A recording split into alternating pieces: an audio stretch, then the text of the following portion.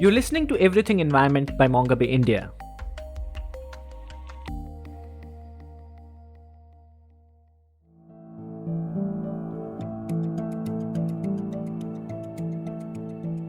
The loss of biodiversity, the sixth mass extinction, high chances that you would have heard these terms.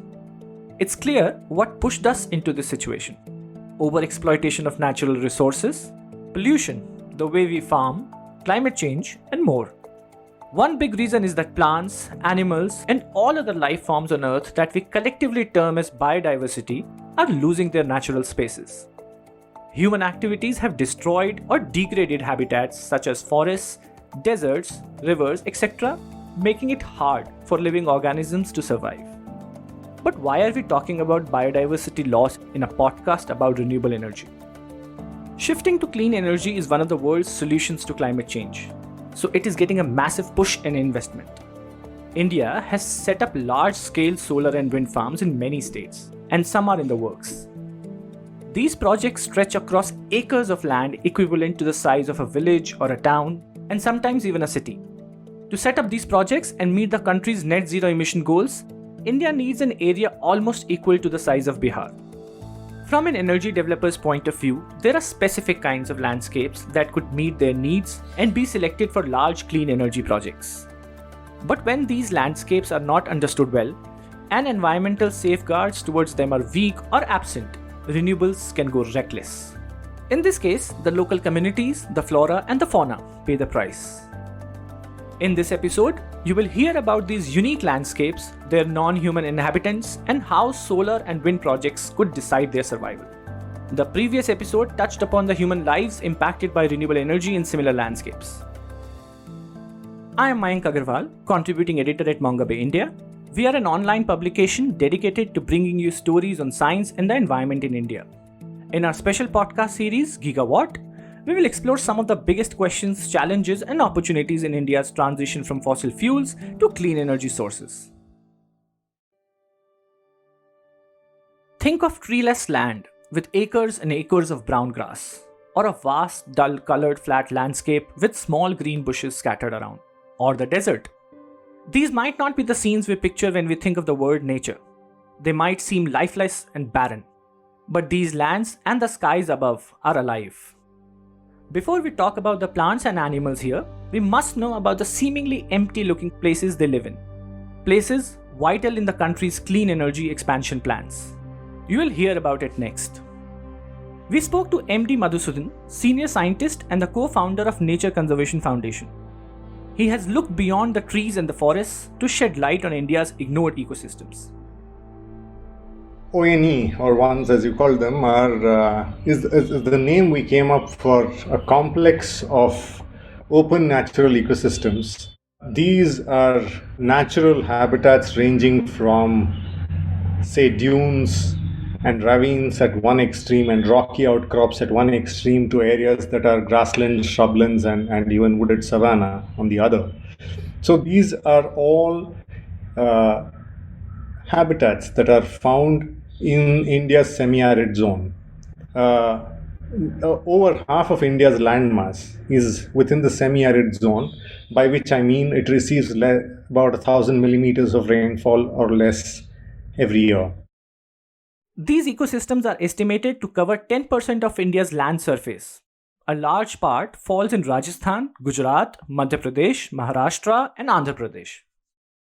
And within this, a whole range of different ecosystems naturally occur, and many of them are naturally treeless. And these are what I call open, and these are open natural ecosystems. So what characterizes them is the fact that they are not of closed canopies, but of open vegetation. And although we have had a very good understanding of the different kinds of forests we have, by virtue of having had a forest department since 1860 and having done a range of mapping and other kinds of exercises for forest-based ecosystems, these are lands that have largely been neglected and have been beyond the pale of conservation for a very long time. So as a first step, we thought we should undertake the task of mapping open natural ecosystems which is what we did. And I say we, my colleague, Dr. Abitamim from A3 and myself, that's the work we did. The interactive map is linked in the show notes. You will see the estimated expanse of these areas that Madhusudan just described. We don't have any such maps already?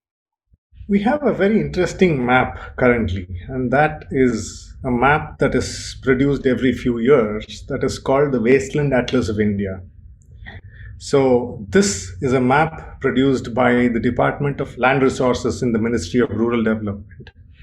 And this is essentially an exercise that looks at largely lands that are neither of value in terms of bringing revenue from agriculture or are under forests of some cover. So this is actually a colonial hangover where what was considered a wasteland was lands that did not bring, that could neither be profitably cultivated nor be profitably used as forests for production forestry. So these were lands that were, in a sense, for the government, which through the eminent domain became the largest, landowner and could assert its right over lands to the exclusion of citizens' rights. These essentially became lands that were worthless. And therefore, there is a map that is currently made very carefully every few years that is called the Wasteland Atlas of India.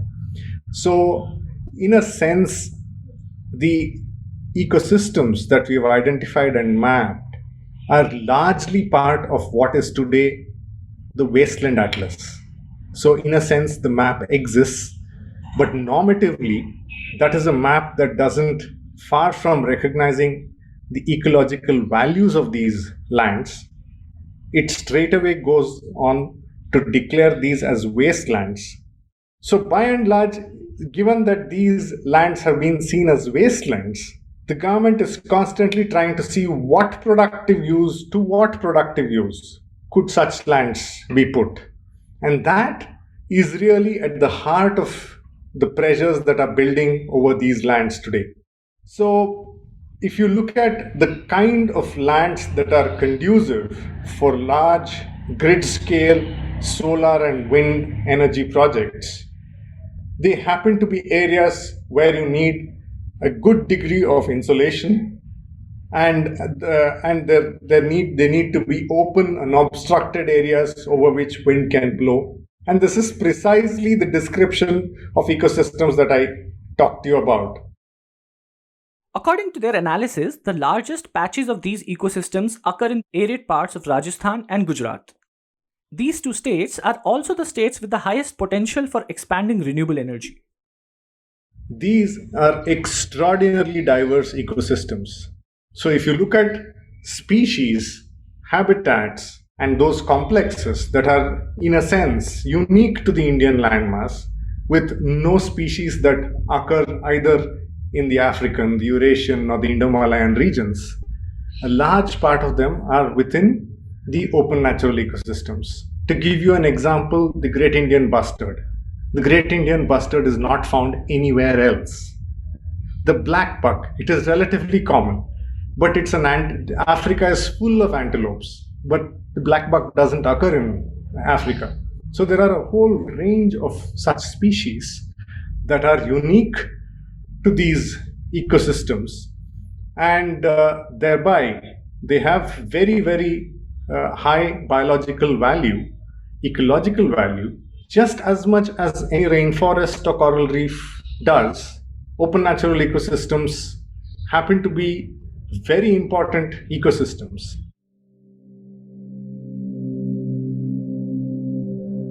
Rajasthan's Jaisalmer district is one such place with open natural ecosystems. Over 64% of the land here is also classified as a wasteland. We will talk to someone who has lived and works in this region to know more about its biodiversity and the brewing issues. Myself, Parth Jagani, and basically I am a farmer here and entrepreneur. My work involves around selling organic fertilizers and training farmers on organic practices with special focusing on biodiversity protection on the farmlands. Parth Jagani also works as field coordinator for the Ecology, Rural Development and Sustainability Foundation. He collaborates with local communities to protect wildlife. तो कई सारे farmers जो हैं, especially young farmers जो All these farmers, especially young farmers in their 20s and 30s, started coming forward and sending us photographs daily, alerting us about the birds that came to their fields. And this is when we went ahead and started training them. Through these farmers, we came to know that common cranes or the Eurasian cranes and the Demvasel cranes come to the fields regularly. And from some fields, we even got records of the Great Indian Bustard from these farmers. The GIB or Great Indian Bustard is a large, dignified looking bird that inhabits arid and semi-arid grasslands. Locally, it is called Godavan. To see how it looks, go take a look at the link in the show notes. Even though the farmers couldn't take photographs, they confirmed that the Great Indian Bustard came here, or it was sitting at this place, and then it flew away. It's a very shy bird. It flies away even if it sees the slightest of human activity. So this was a very important thing that we got to know. Farmers have supported us a lot in identifying the farmlands and the GIB habitats. Similarly, there are livestock herders that roam in this landscape. We've also trained them on how to click pictures using mobile phones and inform us about animal activities in the area. It's critical to monitor their movements and habitats because only about 150 of these birds are left in India. Apart from a few records in Pakistan, this bird is found nowhere else in the world. Of these 150, around 122 are in Rajasthan, concentrated in the Jaisalmer district. Hunting and habitat loss wipe the bird off from several other Indian states. Moreover, they lay 1 and very rarely 2 eggs per year. So you can imagine the risk of extinction the species faces. Increasingly, there is another threat looming. In September 2020 के अंदर In September 2020, a female Great Indian Bustard in Degraded Uran died after colliding with a high tension wire. An Oran is a forest patch. The Degrai Oran is a sacred forest in Jaisalmer that spreads over 15,000 hectares and houses a local deity and is believed to be worshipped by communities for over 600 years. Before this, livestock herders often told us that GIBs were present within the Oran. But because we were never able to document anything, we were a bit confused if GIBs were actually present or not. We didn't have any photographic evidence. But then in September 2020, when we found a dead GIB right under the high tension wire, we could confirm the bird's presence in this area. After that, many people started observing seriously and regularly. There were many sightings of GIB in the area. The area that I'm talking about is located at the center of the Jaisalmer district. All the high tension lines that go to the solar plants in the areas nearby pass through this Oran. And at present, more than 8 power lines are passing through this Oran. You can see that almost every week a bird is dying due to the power lines. Apart from that, near the windmills installed just above the boundary of the Oran, we found dead Himalayan vultures and griffon vultures. We saw this in April last year when the birds migrate back. Our farmers and livestock herders over here click photos of the dead birds and send it to us. In fact, last year in October, November, we were told that 3 to 4 Demvasel cranes were found dead every day due to electrocution. Within a month, more than 20 Demvasel cranes got electrocuted and died. Rajasthan attracts birds from the Himalayas and even from beyond borders. Collisions with power lines and wind turbines can hit local and migratory bird populations. The Wildlife Institute of India conducted a study to find the impact of power lines on birds in the bustard's prime habitat, the Indian Thar Desert. They studied 80 km of power lines 7 times over a year and found 289 carcasses of around 40 species, including the Great Indian Bustard. 6 dead GIBs were recorded from 2017 to 2020, all due to high tension transmission lines, some of them connected to wind turbines. Their report concluded that unless power line mortality is mitigated urgently, extinction of GIBs is certain. Again, it's important to remember that there are only about 150 left in India. Sumit Dukia is a wildlife biologist who has extensively worked in Rajasthan for over 2 decades. He works on programs to conserve the GIB, among other projects covering grasslands in arid and semi-arid regions.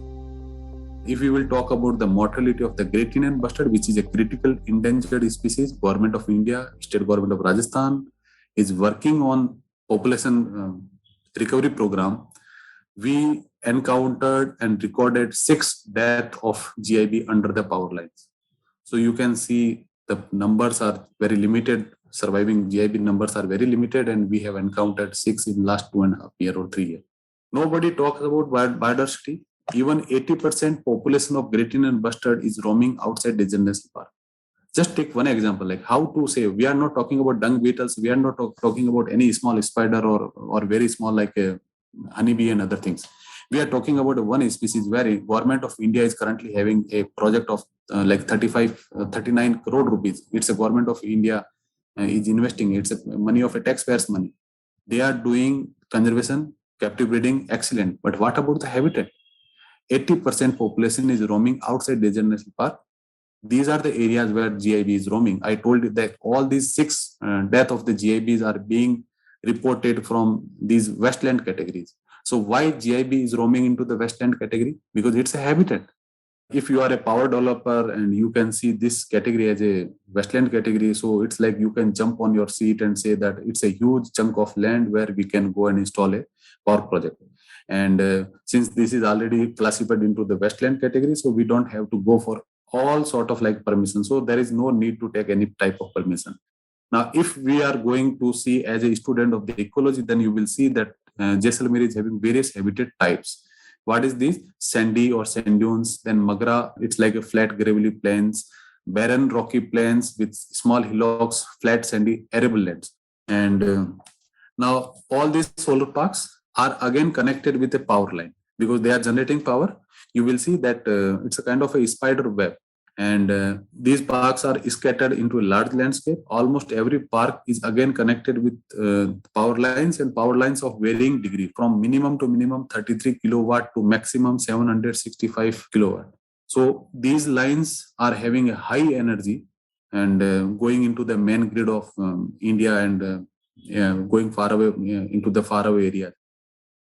Dukia believes that the impacts of these infrastructures on flora and fauna need more research and attention in India.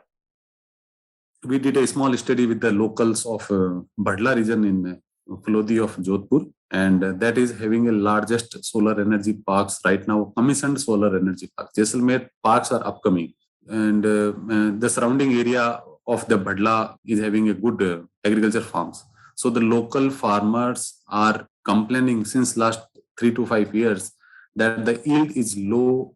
Annual yield of the farms are decreasing, and very striking point is that date palm yield is decreasing, and few more like pomegranate and other crops are yield is decreasing.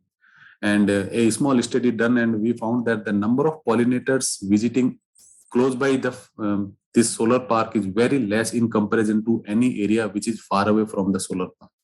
Why these numbers are decreasing? Our estimate says that around 2 to 3 degree to up to 5 degree temperature is high in and around the solar park areas. And all the pollinators, especially the honeybees and other wild bees, they are very much temperature sensitive.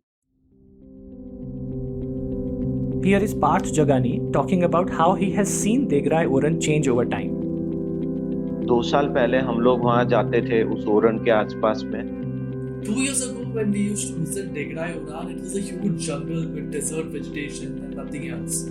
Around the Uran, there were huge agricultural fields, and they were all rain-fed and pure organic fields. There was no electricity connection near those fields. They had neither tube wells nor canal water. So the farmers practiced all natural and organic farming and were dependent on the monsoons. When the farmers used to leave the land post-monsoons, chinkaras, foxes, and the great Indian bustard arrived to feed on the leftover grains. But now companies have taken over these farmlands or lease.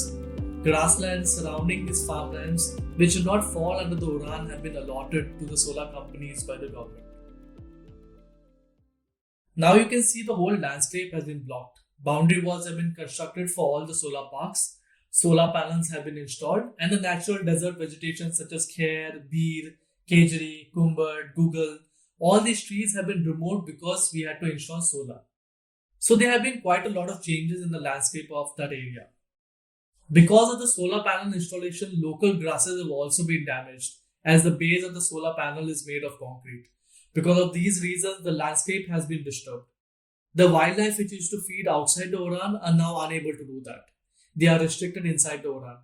And similarly, livestock herders cannot move more freely outside. So the grazing pressures within the Oran has increased. Today, inside the Oran, almost 5,000 camels graze daily. Apart from that, cattle, sheep, and goats from more than 12 villages graze in that area. So now, where will the GIB go? Ultimately, the whole area is under stress and the wildlife now stays hidden. Earlier, we could easily spot wild animals, but now they are in hiding and they're scared. This whole area is a desert. People eat the local vegetation that grows in the desert. For example, the kejri tree bears fruits called sangri, which are eaten by people. Kher fruits are dried and consumed. Kumba tree produces a type of gum that can also be eaten. So the local desert vegetation such as these have been in use for thousands of years now. All these plants are being cut for the installation of solar panels. These type of desert plants are not found in any type of nurseries and they do not grow on their own. They have a lengthy cross-germination process. So these things are worrisome as their food plants are being destroyed. People are worried that their food habits are changing and they have to buy these things in the market while earlier they used to get for free from their backyards. Kejri fruit known as sangri is very costly in the market and its supply has also been harmed. It's a concern that they have to buy this fruit for 1,000 rupees per kilo. A normal farmer cannot afford this. Wind farm came in Jaisalmer, you can say like around 98 or 99 onwards. And being a local of that landscape, I had an opportunity to visit Jaisalmer since 98, 97, 98, and I saw the installment of wind farms and other thing. And at that time, it was like a very, you can say like a amazing view to see a huge wind turbine is like in the background of your photograph. We used to take a photograph keeping windmill in the background. That was the time when we used to see these as a very good indicator of prosperity and development. Now we are analyzing all these land records, and we came to know that at many places government placed local sacred gurus, which we usually call them as a oran. So these orans are also classified into the westland category, and these westland categories are being like easily converted into the other things. So at many places solar these wind farms are commissioned on the oran category. Now, this is the you can select the sacred gurus as per the Supreme Court order in 2018. They directed state government of Rajasthan to declare each and every oran, especially the word. They also mentioned the word oran as well as Devbani in the other part of the Rajasthan, that you have to declare them as a deemed forest. Rajasthan government is yet to declare or even a single oran or single Devbani as a deemed forest. So we are waiting for Rajasthan government to declare these areas. But the power companies or the developers are not waiting for this. They have commissioned so number of wind farms. In April 2021, India's Supreme Court directed the governments of Rajasthan and Gujarat to consider laying all power lines underground in GIB habitats, existing and potential. Till then, it directed companies to hang bird diverters from the existing power lines. Bird diverters and reflectors are small devices hung on transmission lines to make them visible to birds and avoid collisions. However, in December 2021, the central government approached the Supreme Court asking it to modify its order. The government argued that undergrounding medium or low voltage lines over such a large area will lead to high cost of renewable energy produced from the area, and this could have adverse implications for India's clean energy growth. जी वो देखे हैं तो basically अब जैसे वो लोग I have seen reflectors at some places and bird diverters at some places. Basically, they are put up in places where there are a lot of people, but the interior areas have no bird diverters or reflectors. Apart from that, people tell us that the bird diverters in some areas are of poor quality, like thin papers, and they fall off during the wind. Some of the reflectors only reflect when an external source of light falls on them. Birds won't carry a torch with them at night while flying. So what they are doing is not right. Right now, there is nothing going underground lines are not being done. And bird reflectors, and we are still waiting to see the bird reflectors on almost all the lines. And I gave one example of Degrai Mata Oran, and the death of the demoiselle cranes are being reported under the power lines, which is equipped with the bird diverters. When we look at clean energy projects, they require a lot of land. If you look at Rajasthan, which is certainly the one of the biggest or the biggest states in the country, do you see this as an opportunity or a threat? If you will throw this question into a hall of Jaisalmer, in a community gathering of Jaisalmer, then you will see a opinion is coming into a very different manner. If you will throw this question in a like a conference where all the power developers are sitting, then you will find that they are seeing this as an opportunity that, oh, it's like 76% land is there. And as per the renewable energy policy and other thing, and land conversion policy and other thing for the development projects, there is a huge opportunity.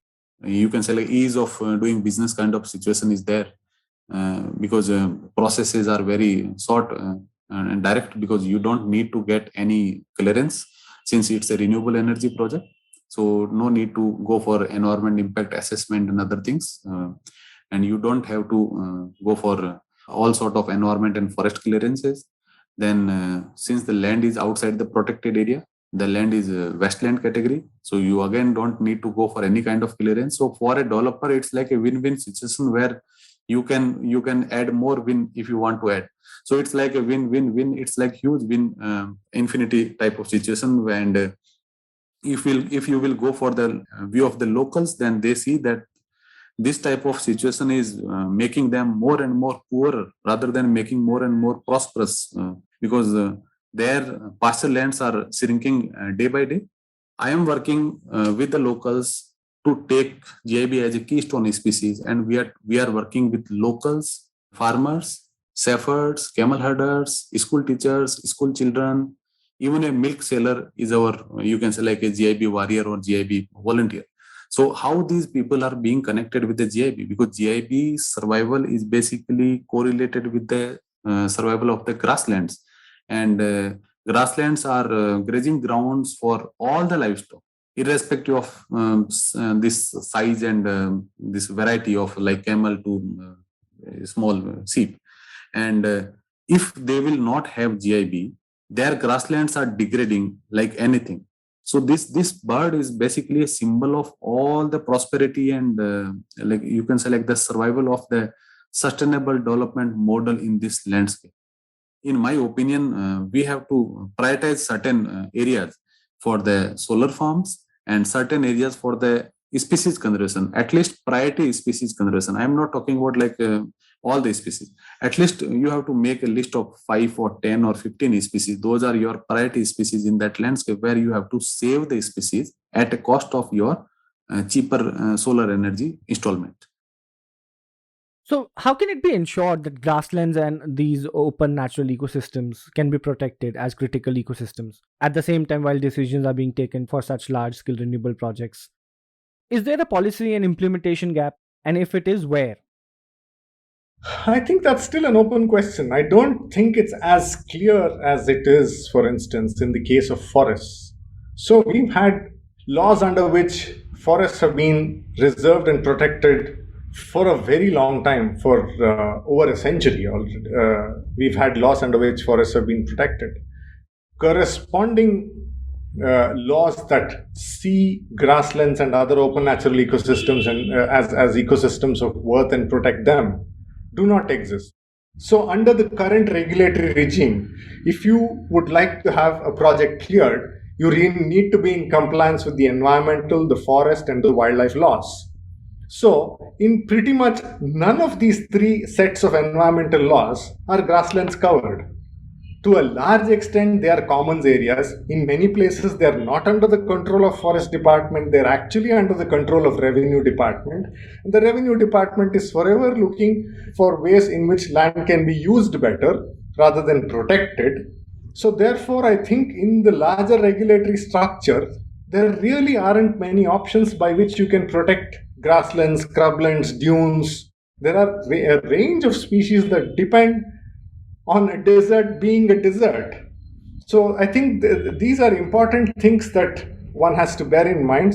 So no surprise at all that all of these developments, especially with the kind of push that is coming in, with the kind of capital that is coming into nature-based solutions and so on, that this is displacing marginal people and marginal ecosystems. If you are trying to design a vehicle that will take us into a sustainable future, you cannot design that vehicle with only an engine. You also have to design that vehicle with brakes. You not only need impetus and momentum and power, you also need safety in that vehicle that's going to convey you into the future, trying to protect our ecosystems and trying to protect these grasslands and livelihoods. These are the brakes to that vehicle. So we can't forever be thinking that we are doing a splendid job by investing in engines and ultimately create a monster that we can only set in motion and it will go hurtling and we can't stop it. That's not a good design. This is not to say that the technology being used for this energy, and my understanding of clean energy is about the technology that is being used to generate energy here. And that is not carbon intensive as say coal. Whereas if you're looking at the scale, I make no distinction between a large grid scale solar farm and a big dam. They are clean in the sense that they don't burn fossil fuel as oil and coal might, but one needs to be a little more critical when one tries to understand the impact of projects like that. Ultimately, the ecological impact of an energy generation project is not merely in the technology. In fact, it's not at all in the technology. It's much more in the ecological and the land footprint that it imposes. To give you an example, there are projects that have been undertaken in Karnataka, in Madhya Pradesh, in Rajasthan, that single projects that take up as much as 30, 40, 50 square kilometers of land. And these are and by and large, what our analysis also shows when we went about mapping open natural ecosystems is that they're largely fragmented. So these are already fragmented ecosystems which are being completely taken over. So you might be in situations where the last breeding population of a florican or wolves is being exterminated in the desire to produce clean energy. So this is tragic because India is a signatory not just to the Paris Agreement. India is also a signatory to the Convention on Biological Diversity. So it's not just our commitment to mitigate climate change that we need to make as a nation. We also need to uphold our commitments to biodiversity conservation, which we have ourselves signed. So here is a situation where we are trying to uphold one set of agreements, global agreements, by completely running counter and undermining another set of agreements we have ourselves signed. So this really calls for a very careful, well thought out strategy on how the expansion of clean energy has to happen. The idea is not to say no. The idea is to say, is to find out where are the places where one could conceivably expand this capacity without undermining some of our most endangered, valuable, and critical ecosystems and the livelihoods of millions of people that depend on these ecosystems. But isn't climate change the bigger issue at hand? Short answer, no. When 50 of the world's leading biodiversity and climate experts from 2 intergovernmental bodies met in 2021, they emphasized that climate change and biodiversity loss are linked and cannot be solved in isolation. In fact, actions that halt, slow down, or reverse biodiversity loss, such as protecting rainforests or grasslands, can also help reduce or prevent greenhouse gas emissions. But they warned that narrowly focused actions to combat climate change can directly and indirectly harm nature. This, in turn, can impact climate change goals. For instance, they highlighted that the renewable energy boom could lead to a surge of mining activity or consume large amounts of land. Generating 100 gigawatts will involve ecological and social impact, but we need to be able to see where are the pains going to be and where are the gains. And to balance the pains and the gains, to negotiate this trade-off between pains and gains, we need to have a very good understanding of both ecology and society. We need to make this choice more transparent and equitable. That, I think, is the lesson to take away, rather than to see this as an objection to every form of energy generation and just naysaying by people who are concerned for the environment. That is not it.